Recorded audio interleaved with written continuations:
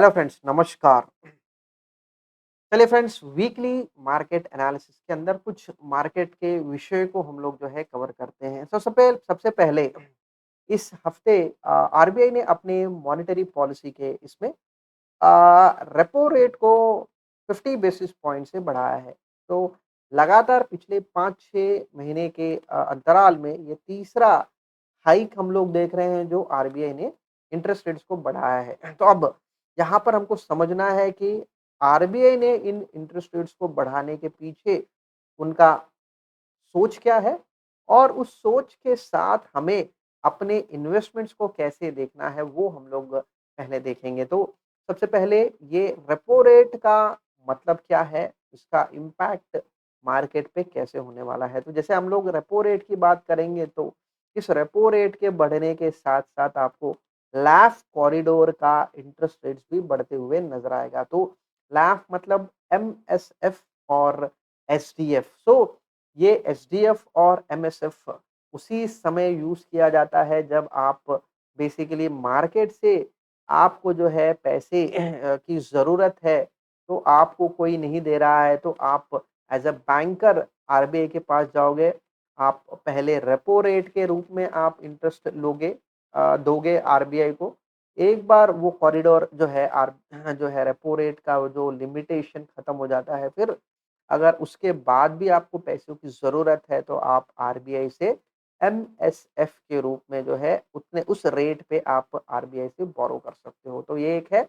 दूसरा, आपके पास बहुत ज़्यादा लिक्विड कैश है एज़ अ बैंक, आप बाहर लोन नहीं देना चाहते हो, तो वो पैसा जो भी आपके पास है वो किसी और के पास जाने से अच्छा आप जो है एसडीएफ के रूप में आप जो है पैसे आरबीआई में डिपॉजिट करोगे और वो रेट इसके पहले 4.65 था। इस मॉनेटरी पॉलिसी के आने के बाद वो 5.15% हो जाएगा। अब यहाँ पर हमको देखना है कि आरबीआई के इस इंटरेस्ट रेट से बढ़ने के वजह से बैंक्स को क्या फ़ायदा हो सकता है? सो बैंक्स में आप जो पैसे एज़ अ सेविंग अकाउंट के रूप में आप पैसे मेंटेन करते हो, तो मान के चलो ग्लोबली आपके जैसे बहुत सारे इन्वेस्टर्स एक बैंक में जो है पैसे रख रहे हैं और स्टेट बैंक ऑफ इंडिया की एक एग्ज़ाम्पल अगर हम लोग लेते हैं, आपका सेविंग अकाउंट है, मेरा सेविंग अकाउंट है, सबका एक अकाउंट रहेगा। तो सब मिला के मान के चलो एक ब्रांच में 1000 करोड़ का पैसा ऑन एन एवरेज जो है वो ब्रांच जो है मेंटेन करता है 1 महीने के अंदर। तो अब यहाँ पर आपको देखना है, इसके ऊपर जो भी सेविंग अकाउंट का पैसा है, उसके ऊपर बैंक आपको जो है 2.7% इंटरेस्ट देगा। तो यहाँ पर आपको देखना है कि बैंक ये 2.7% कैसे चुकाएगा?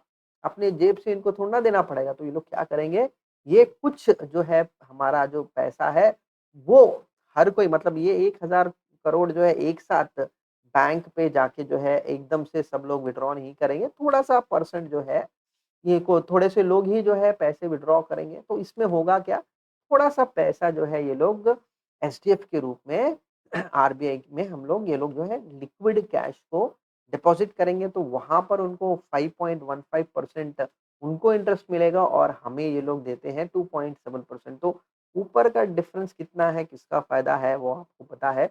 तो इससे आपको क्या पता चलता है? तो एज़ अ इन्वेस्टर ये आपके लिए अच्छा है, तो क्या अच्छा है? बैंक्स को खरीदो आप, तो बैंक्स का फ़ायदा मतलब आपका एज़ अ इन्वेस्टमेंट आपको फ़ायदा मिलेगा। क्यों? हर एक ₹100 पे बैंक के पास कम से कम बिना किसी रिस्क के आपको बहुत ही क्लियरली पता चल रहा है करीबन जो है 2.4% तक वो जो बिना रिस्क के उनको फ़ायदा मिल रहा है। तो इस तरह का फ़ायदा अगर कोई सिस्टम में है, तो उस सिस्टम में हम लोग क्यों ना पैसे डालें। तो पॉइंट यहाँ पर है, एक प्रॉब्लम दूसरे को अपॉर्च्युनिटी के रूप में आपको दिखेगा। तो ये इन्वेस्टमेंट का अपॉर्च्युनिटी है, बैंक्स के इसमें आप इन्वेस्टमेंट करते हो। बैंकिंग या फाइनेंशियल सर्विसेज़ के सेक्टर्स, फंड्स में आप इन्वेस्टमेंट कर सकते हो। तो ये डेफ़िनेटली आपके लिए एक जो है एक आइडिया है इन्वेस्टमेंट का, आप डेफ़िनेटली आप उसको सोच सकते हो। दूसरा पॉइंट, इंटरेस्ट रेट्स इस तरह से बढ़ने की वजह से फ्यूचर के बोरोइंग कॉस्ट जो है सबके बढ़ेंगे। आप होम लोन के लिए जाओगे, इंटरेस्ट रेट्स बढ़ेंगे। आप जो है कार लोन के लिए जाओगे, वहाँ पर इंटरेस्ट बढ़ेगा। आप एजुकेशन लोन के लिए जाओगे, वहाँ पर इंटरेस्ट बढ़ेगा। आप बिज़नेस लोन के लिए जाओगे, वहाँ पर भी आपको इंटरेस्ट रेट बढ़ाएगा। क्यों? क्योंकि ओवरऑल आरबीआई ने रेपो रेट को बढ़ाया है। तो ये होता है अगर आरबीआई जो है इंटरेस्ट रेट बढ़ाता है, इन्वेस्टमेंट के रूप में हम लोगों ने देखा और लोन के लिए भी हम लोगों ने देखा। अब यहाँ पर सवाल आता है कि आरबीआई लगातार ये इंटरेस्ट रेट्स क्यों बढ़ा रहा है? ठीक है? तो ये बढ़ाने के पीछे आरबीआई का मूल उद्देश्य है कि इंडिया का इन्फ्लेशन नंबर जो है अभी भी कंफर्टेबल रेंज से ज़्यादा है। तो अभी लेटेस्ट डेटा के हिसाब से अभी भी इंडिया का कंज्यूमर प्राइस इंडेक्स 7% है। तो अब यहाँ पर 7% मतलब डेफ़िनेटली ज़्यादा है आरबीआई के हिसाब से। तो उनके हिसाब से क्या रेंज है? तो 2 से 6% के बीच में अगर इन्फ्लेशन इंडिया का रहता है, तो उन्हें कोई प्रॉब्लम नहीं है। बट जब ये 6% से ज़्यादा होता है, तभी आरबीआई को कंफर्टेबल नहीं है। तो अभी इंडिया के इकोनॉमिक एक्टिविटीज़ के हिसाब से जो नंबर आरबीआई के मॉनेटरी पॉलिसी में बताया गया है, तो इकोनॉमिक रिकवरी तो है। कोविड के सिचुएशंस को कवर हम लोगों ने कवर लिया है। उसके उसके पहले जिस नंबर पे थे हम लोग प्री कोविड लेवल्स को हम लोगों ने क्रॉस कर लिया है। तो ये अच्छा साइन है। अक्रॉस सभी इंडस्ट्रीज़ रिकवर हो रहे हैं, वो भी अच्छी साइन है। बट इंडिया का सिर्फ़ एक ही प्रॉब्लम यहाँ पर दिख रहा है कि इंडिया का इन्फ्लेशन ज़्यादा है, तो इस इन्फ्लेशन को कम करने का पहला टारगेट मेरा है, तो उसके बाद फिर मैं ग्रोथ के ऊपर आऊँगा। तो डेफ़िनेटली ग्रोथ तो है बट ग्रोथ को और जो है बेहतर बनाने के लिए मुझे स्टेप लेना पड़ेगा। तो ये मेरा स्टेप है, इन्फ्लेशन को कम करना। इन्फ्लेशन अगर 6 के नीचे आता है, तो मैं ये इंटरेस्ट रेट्स बढ़ाना कम करूँगा। तो ये पॉइंट है।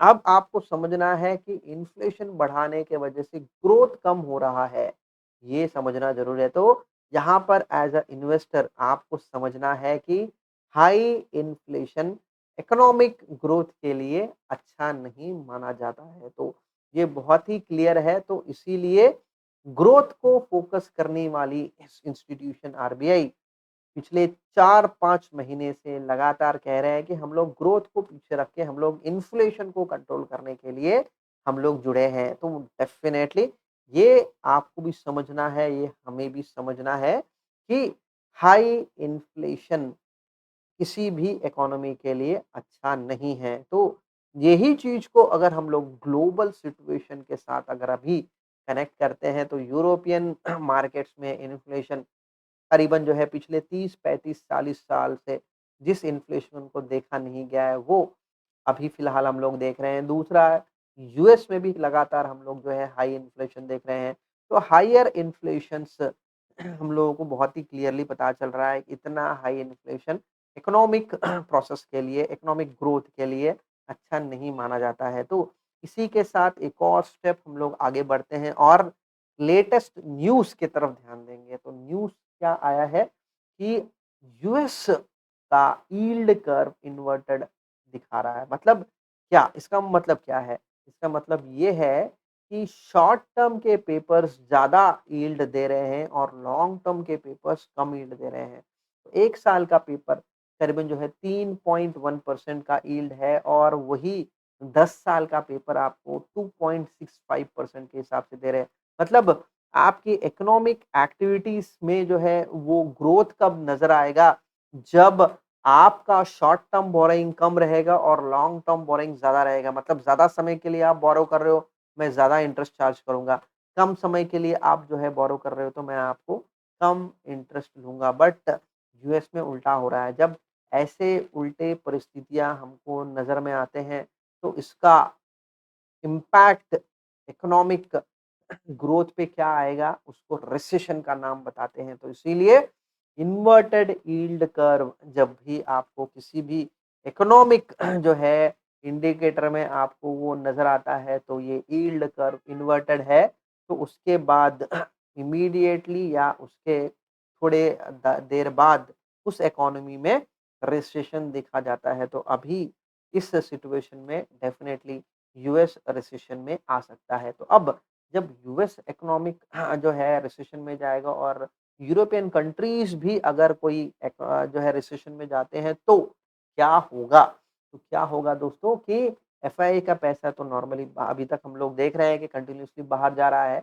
बट साथ-साथ आपको ये भी देखना है कि हम एज़ अ इंडिया हम बाहर भी एक्सपोर्ट करते हैं, तो जैसे आईटी सेक्टर की बात करेंगे, फार्मा की बात करेंगे, तो ये 2 सेक्टर्स बहुत ज़्यादा डिपेंडेंट है, ये 2 जो है कॉन्टिनेंट्स पे, एक यूएस, कनाडा और एक है यूरोपियन ज़ोन। तो ये दोनों जो है एरिया से बहुत ज़्यादा जो है बिज़नेस होता है, एक्सपोर्ट्स हमारे कम हो जाएँगे, जब एक्सपोर्ट्स कम होंगे, तो आपका व्यू क्या होगा, आपका इस इंडस्ट्री का परफ़ॉर्मेंस क्या होगा, थोड़ा-सा डिप होगा। एक आईटी, फ़ार्मा बहुत ज़्यादा डिपेंडेंट होगा, अगर आप इसमें अभी इन्वेस्टमेंट करते हो, तो थोड़ा-सा आपको शायद डिसअपॉइंटमेंट आप फ़ेस कर सकते हो। बट ये सेक्टर के अलावा और क्या पॉज़िटिव है?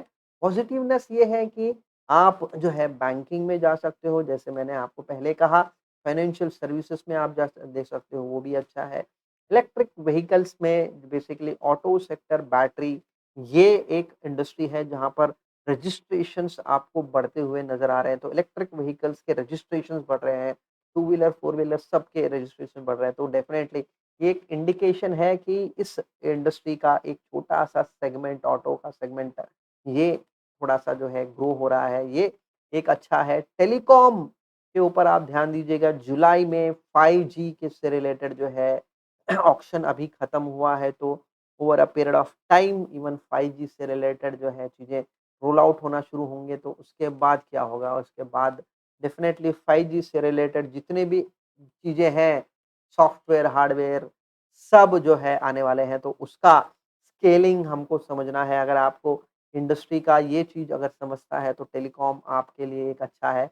एफएमसीजी एफएमसीजी 2020-2021 में बहुत बुरी तरह से परफ़ॉर्म कर रहा था। डेफ़िनेटली एफएमसीजी रिसेशन हो ना हो, एफएमसीजी एक ऐसा सेक्टर है जो बहुत ही बढ़िया तरीके से परफ़ॉर्म करता है। कोई भी इंडस्ट्री अगर है जो सिचुएशन के प्लस माइनस किसी भी सिचुएशन पे मैं जो है कभी रुकूँगा नहीं, ऐसा सिस्टम कोई है तो वो एफएमसीजी है। तो एफएमसीजी में आप जो है सोच सकते हो। तो इस तरीके के न्यूज़ को देख के हम लोग जो है इन्वेस्टमेंट डिसीज़न जो है सोच सकते हैं। नया पैसा अगर मार्केट में हम लोग डालना चाहते हैं, तो इस तरीके के इन्फॉर्मेशन को देख के हम लोग जो है इन्वेस्टमेंट कर सकते हैं। पॉइंट मेरा ये है कि इन्फॉर्मेशन को ट्रैक करना एक अलग है और उस इन्फॉर्मेशन के साथ अपने इन्वेस्टमेंट डिसीज़न्स को जो है बनाना वो अलग है। तो ये एनालिसिस आपको आना चाहिए, तो डेफ़िनेटली मेरे वीडियोज़ के थ्रू मैं कोशिश करूँगा कि चीज़ों को जितना सरल तरीके से मैं आपके सामने लेके आऊँ। सम सी पॉइंट ये है कि जितना ज़्यादा बेहतर तरीके से आप सीखोगे, उतना बेहतर तरीके से आप अपने पैसों को इन्वेस्टमेंट के रूप में लेके जाओगे और साथ ही साथ आप गलत जगह पर, गलत समय पे आपका पैसा जहाँ पर वो ब्लॉक नहीं होगा। तो ये व्यू के साथ डेफ़िनेटली बने रहिएगा दोस्तों, और बाकी के सारे विषय के लिए हम लोग जो है कंटिन्यूअसली हम लोग बने रहेंगे इस चैनल के थ्रू। पॉइंट यहाँ पर है, आपको डेली वीडियोस नहीं मिलेंगे, वीकली में 2 या 3 एक स्टैंडर्ड तरीके से डेफ़िनेटली मैं वीडियो लेके आऊँगा, और व्यू ये है कि मार्केट के साथ प्रोडक्ट के जानकारी भी हम लोग देते रहेंगे। जैसे पिछले वीडियोस में मैंने आईटीआर के बारे में बताया, तो डेफ़िनेटली इसी तरीके से बहुत सारी चीज़ों के ऊपर हम लोग बात करेंगे फ्रेंड्स। Thank you.